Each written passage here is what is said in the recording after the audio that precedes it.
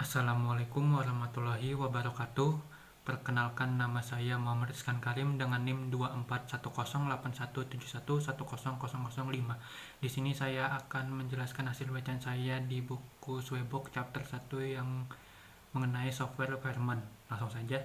Jadi kebutuhan perangkat lunak itu adalah fondasi utama sebelum kita mulai menulis kode atau mendesain struktur sistem.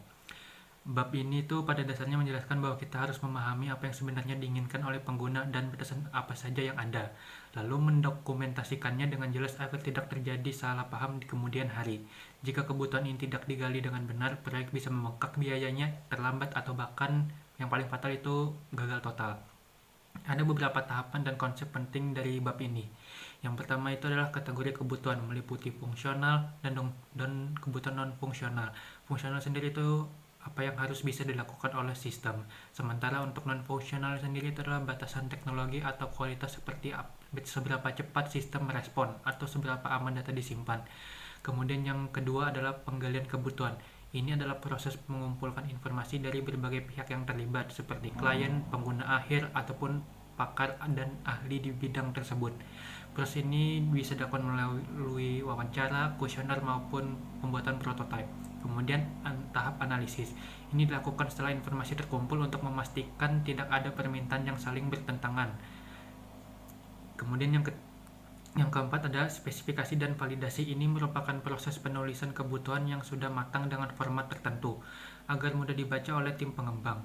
Setelah itu dokumen ini divalidasi kembali bersama pengguna untuk memastikan semuanya sudah tepat. Dan yang terakhir itu adalah manajemen kebutuhan.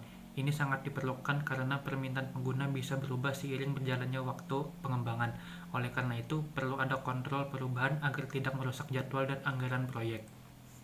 Nah, berdasarkan jurnal terbitan Future Internet tahun 2024 yang membahas penggunaan model bahasa besar dalam rekayasa kebutuhan, proses penggalian dan dokumentasi secara tradisional seringkali memakan waktu dan rentan terhadap bias manusia atau kesalahan manusia.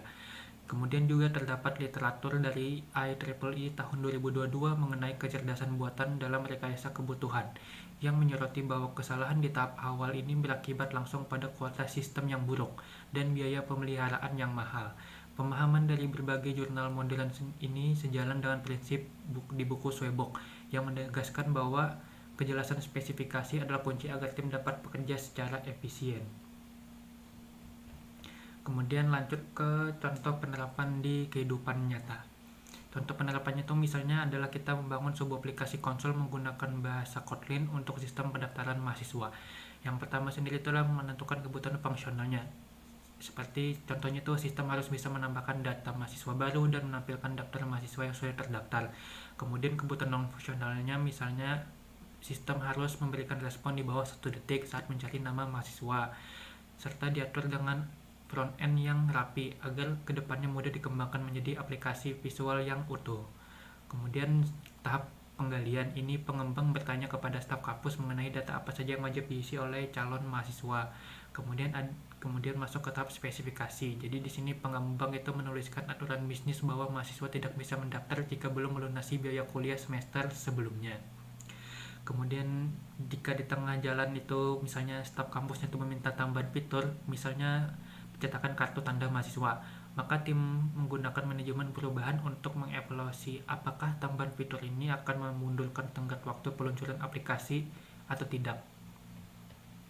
Kemudian lanjut lagi ke analisa dan kaitan dengan requirement software dan penerapan LLM AI. Jadi sistem kecerdasan buatan membawa tantangan baru yang tidak selalu bisa diselesaikan dengan metode rekayasa perangkat lunak biasa. Misalnya di sini ada kebutuhan dari sistem kecerdasan buatan. Yang pertama itu adalah kebutuhan data. Kebutuhan ini tuh menjadi hal penting mendasar karena model sangat bergantung pada data pelatihan. Kemudian yang kedua ada kebutuhan kinerja model. Berbeda dengan perangkat lunak biasa yang memiliki batasan benar atau salah secara pasti, kecerdasan buatan beroperasi dengan tingkat akurasi tertentu. Jadi kebutuhan fungsional ini di sini berupa matriks seberapa akurat model harus menjawab pertanyaan pengguna. Kemudian yang terakhir ada kebutuhan transparansi, yang mana sini mengharuskan sistem bisa menjelaskan alasan dibalik suatu keputusan atau hasil teks tertentu.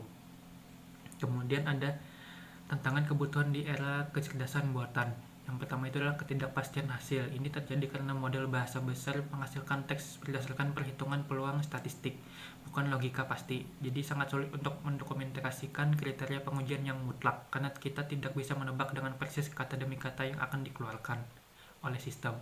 Kemudian ada perubahan karakteristik data di dunia nyata perubahan karakteristik data di dunia nyata terjadi secara terus-menerus. Hal ini menutup proses validasi kebutuhan yang berjalan tanpa henti. Kemudian yang terakhir adalah kebutuhan etika dan hukum, di mana ini menetapkan batasan privasi data dan mencegah sistem menghasilkan informasi yang berbahaya. Kemudian kesimpulannya, inti dari semua penjelasan tersebut adalah kita harus benar-benar mengerti apa yang dibutuhkan orang sebelum memulai membuat sebuah alat digital. Jika dari awal kita sudah salah menangkap maksud mereka, hasil akhirnya pasti tidak akan sesuai harapan dan kita hanya membuang-buang waktu saja.